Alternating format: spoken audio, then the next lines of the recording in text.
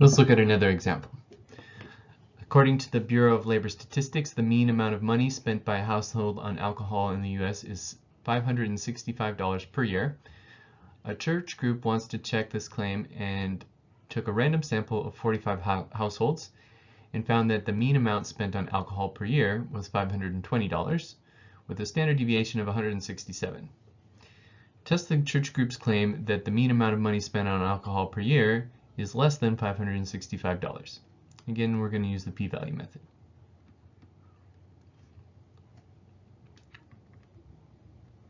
So let's start with our null hypothesis and our alternative hypothesis. So the claim is from the church group is that the mean amount of money spent on alcohol per year is less than 565. So actually that will be our alternative hypothesis because it uses the less than symbol. And so what we'll be using for the null hypothesis is the same thing but with the equals sign instead of the less than. Okay, so our assumption here is that the mean is $565, and we want to test the alternative claim, or we want to test if that's true, and if not, then the alternative claim is that the mean is less than 565. And again here, let's collect some of the sample data before we compute the test statistic. So in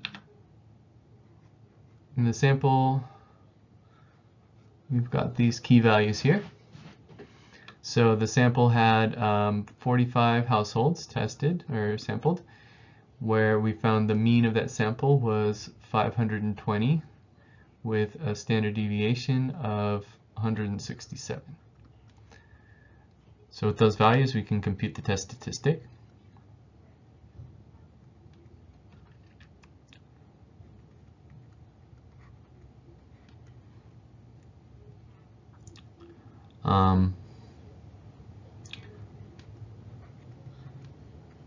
So let's see, in this case, X bar was 520 minus the claim that we're making was 565. And then we got the standard deviation of 167, and the sample size was 45.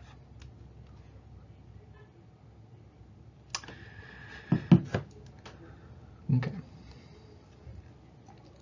Now, one thing I should point out here is that we could actually have our calculator compute the test statistic for us using a calculator function.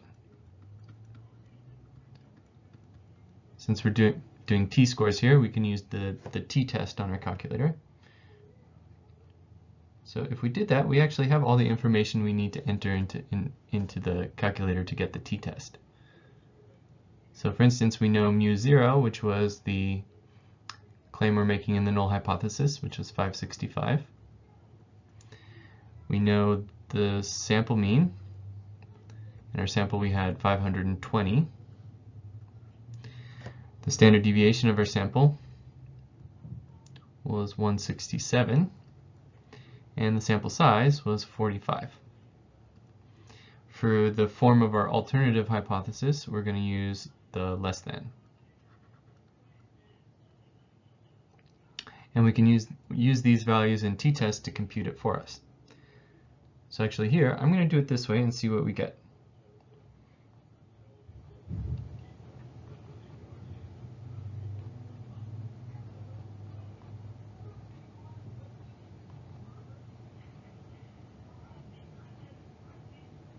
So in this case, for the test statistic, it gives me a t-value of negative 1.8075. Round to 0.76. So we can check to make sure that that's the same thing we would have gotten here. And then it also gives me the p-value. So in the next stage, right, we're going to find the p-value, which if you were doing that by hand, you would be doing a left tail test. So you'd be looking for the area of the region that lies here below that t-score that we found for the test statistic. And Therefore, you'd be doing the probability that t is less than negative 1.8076. And so then you would be doing TCDF with that value. So the lower is negative infinity, the upper negative 1.8076, and the degrees of freedom in this case, there was a sample of 45 households, so n minus 1 would be 44.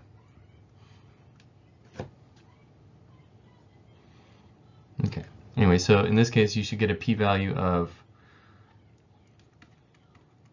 0.03875.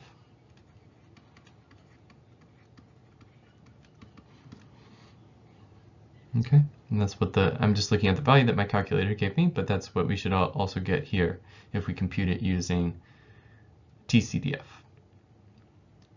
Now, what can we decide here?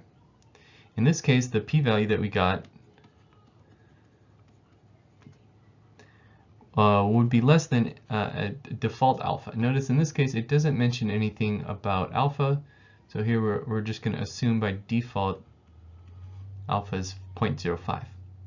And in this case, our p-value that we got was definitely less than that.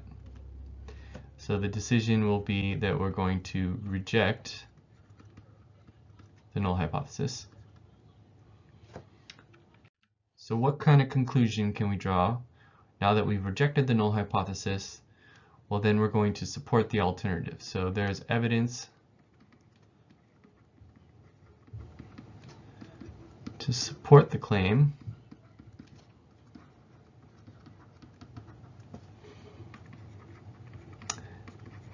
that the mean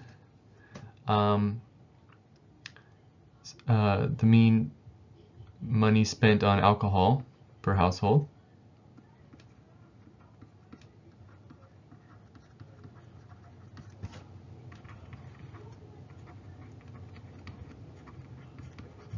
is not 565, but is actually less. So in other words, we have evidence from that sample that we collected to support the claim that it is in fact less than $565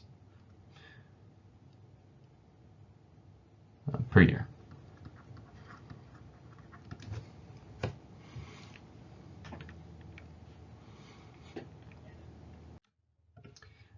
And again, here is the calculator function that we wound up using, right? We input the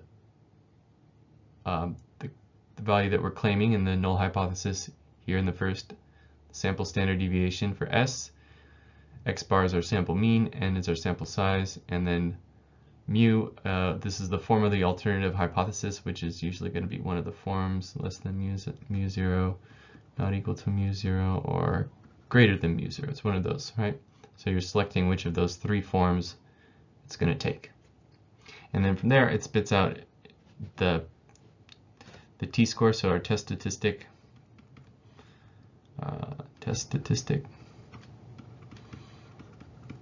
and then what it's calling p will be the p-value.